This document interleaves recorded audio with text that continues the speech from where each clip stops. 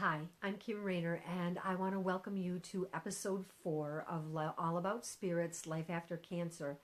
And I really want to thank you for being patient with the technical difficulties that I was having. Hopefully, I've gotten them taken care of and it won't be a repeat next week. So thank you for your patience and understanding, and hopefully you'll get to tune in on this video. So I want to start by telling you that today's show is inspired by a conversation that I had via Messenger from a woman that was a high school friend of mine. And, she had been diagnosed with rectal cancer, and several years later, 6 years later, was diagnosed with leukemia. And in our conversation, she talked about walking through this process without much of a support system and really trying to navigate through the process, just kind of accepting it and dealing with things as they came up and doing what was, what needed to be done and just walking through the process. And, she also talked about some of the daily struggles that she's gone through and the ongoing challenges throughout her life. And there have been lots of them. She's been a survivor for a long time, and she's experienced some pretty challenging things. And, that's not unique to us as cancer survivors. And so one of the things that happens sometimes, and I think I may have talked about it in a previous episode, is that, when we're done with treatment, we just expect to be able to go back to life. And that's not really what happens for a lot of us. I mean, some of it does. Some of us do and are able to, but not all of us. So in our conversation, one of the things that she talked about was having a really hard time. It was the hardest thing that she did to admit that she couldn't do the things that she used to be able to do. And I can relate to that because I too have a lot of things that I used to be able to do that, I don't have access to today anymore. And that was really the prompting for the title of today's show, Striving for a Healthy Balance After Cancer.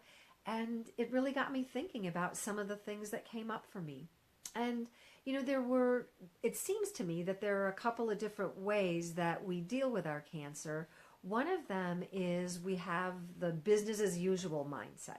We step into our daily tasks regardless of, whether we've just had surgery or we're going through chemo or radiation or whatever our challenges are.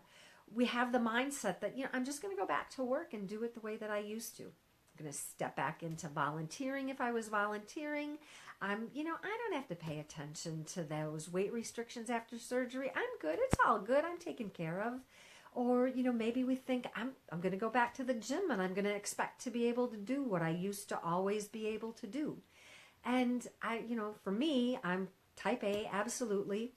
And I thought, well, I'm going to go back and become super mom again, become superhuman. And I just was not capable of doing that. So when I tried to do that, what I found myself doing was steamrolling the whole cancer experience. And I don't get to do that. There's no way to avoid the cancer experience. I just had to go through it. So the other aspect, I guess, of this that I bumped into was I can't do anything. Don't expect me to do anything because I have cancer. And I bounce back and forth between those. And when I was in my I can't do anything because I have cancer mode, there was some, I felt like a victim. I felt like a victim to the circumstances of my life. I was depressed. I couldn't muster the strength to do the things that I needed to be doing. The society's rules didn't feel like they should apply to me. I felt like I should get a pass on the things that, normal people have to do. And in some ways, it'd be nice for us to be able to get the pass, but we don't really always get to be able to do that.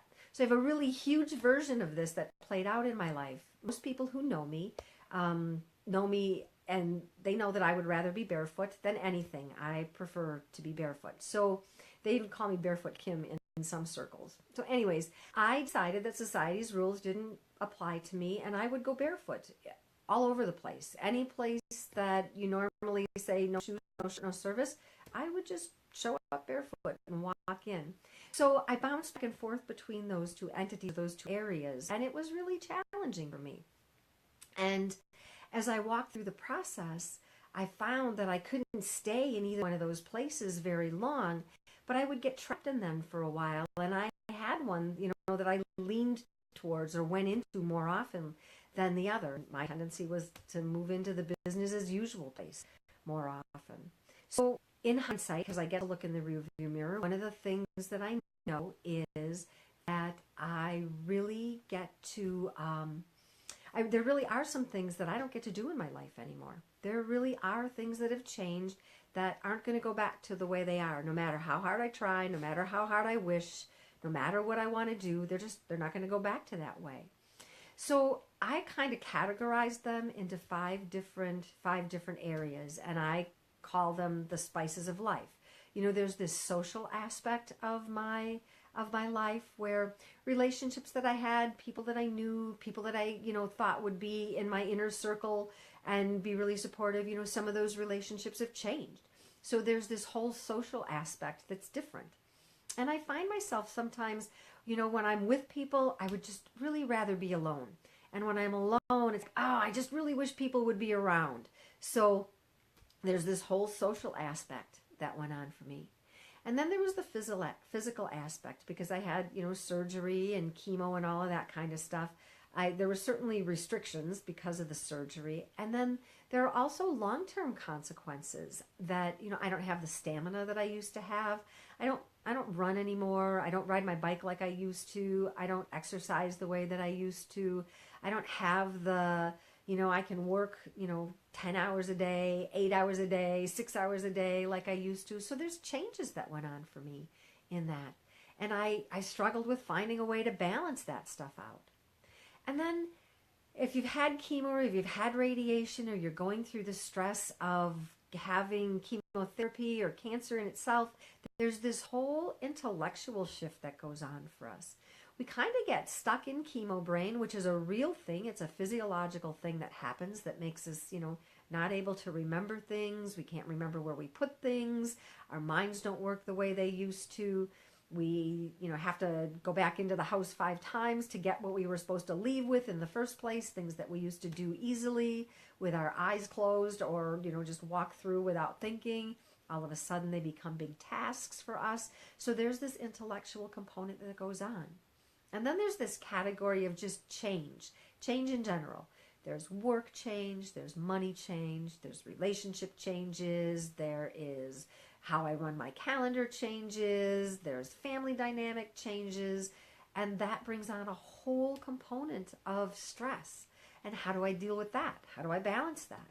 And all those other things that I talked about, right?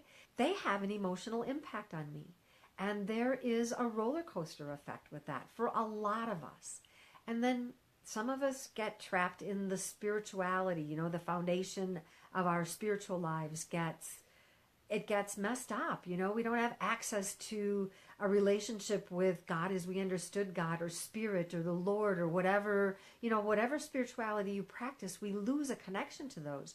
So I call those 5 things the spices. There's the social, the physical, the intellectual, the changes, the emotions, and the spirituality.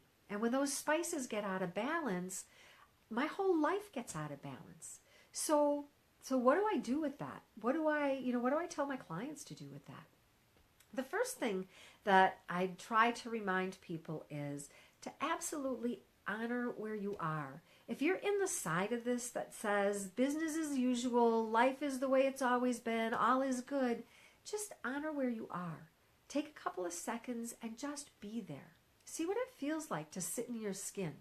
See what it feels like to allow your central nervous system to sense what it is, what's going on for you. Is my heart racing, or do I feel really relaxed? Am I stressed? Am I worried? And just be where you are.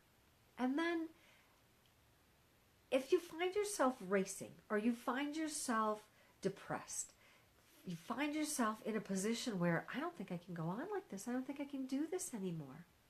Find somebody in your surroundings, in your inner circle, who you can talk to. And it might end up being a person who is completely out of the realm of who you would expect to be able to talk to. But find someone who gets it.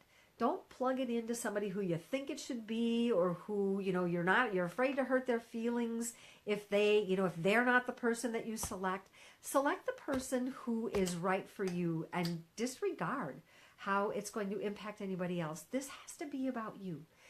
And give yourself permission to talk to them, to allow yourself to truly be who you are, where you are, how you are right now. They'll hold the space for you. They'll give you a chance to say what needs to be said. They're not going to try to change you. They're not going to try to fix you. They're not going to try to tell you, oh, don't feel that way. You shouldn't worry about that. Things are going to be fine. Talk to somebody who will allow you the space to be who you are. And then the last thing that I would invite you to do, no matter where you are in the spectrum, how things are going, is to just remember that no matter where you are today, you are not going to be there forever. Something is going to change. Something's going to look different. Something's going to shift. It might be for the better. It might be for the worse. But you're not going to be here forever. So when you're striving for a healthy balance after cancer, give yourself a chance to really think about where you are. So much of this journey has to do with slowing down and stopping. And it is so opposed to how we normally move in our lives. We want to race through things. We want to rush through things. We want to move quickly. So if you want to strive for healthy balance, first give yourself permission to identify where you are. And that's going to mean slowing down, pausing, stopping. So I invite you to share this video if you think it's helpful. If you feel like you need some help or you want to talk to somebody about it, you don't know who in your life can be that neutral party that you can share with, I am absolutely happy to be that person for you. You can send me a private message on Facebook. You can post something on Facebook, and you can go to the All About Spirit Facebook page and post something there and start a conversation. And no matter where you are in the journey, I can tell you that setting an intention to have a balanced life as you walk through your process, it's going to help you to find that balanced life, because that's the way the universe works. When we set out our intention, it responds to us. So until next week, and hopefully next week at the right time, I hope that you can find a way to release the things that are keeping you stuck, to embrace whatever your new normal is, and then to thrive in whatever is going on in your life. So until we meet again, I hope life treats you well. Have a great day.